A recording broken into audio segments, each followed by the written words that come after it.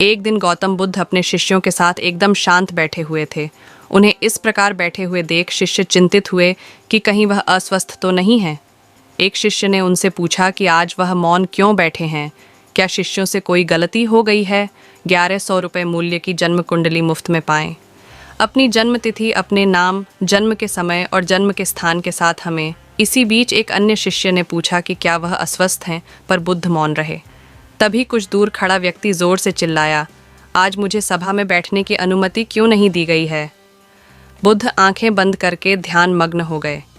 वह व्यक्ति फिर से चिल्लाया, मुझे प्रवेश की अनुमति क्यों नहीं मिली।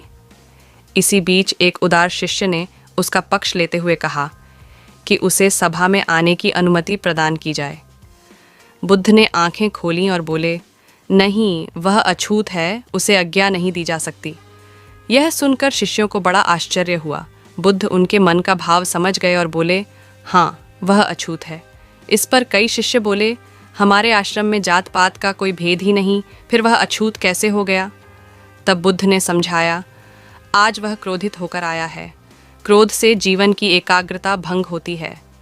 क्रोधी व्यक्ति प्राय मानसिक हिंसा कर बैठता है, इसलिए जब तक वह क्रोध में रहता है तब तक अछूत होता है। इसलिए उसे कुछ समय एकांत में खड़े रहना चाहिए। क्रोधित शिष्य भी बुद्ध की बातें सुन रहा था। पश्चाताप की अग्नि में तपकर वह समझ चुका था कि अहिंसा ही मनुष्य का महान कर्तव्य व परम धर्म है। वह बुद्ध के चरणों में गिर पड़ा और कभी क्रोध न करने का प्रण लिया। आशय यह है कि क्रोध के कारण व्यक्ति अनर्थ कर बैठता है और पश्चाताप उसे बाद में होता है, जिसका कोई लाभ नहीं मिलता। इसलिए हमें क्रोध नहीं करना चाहिए। असल मायने में क्रोधित व्यक्ति अछूत हो जाता है और उसे अकेला छोड़ देना चाहिए। क्रोध करने से तन, मन और धन तीनों की हानि होती है। क्रोध से ज़्यादा हानिकारक कोई और वस्तु नहीं है।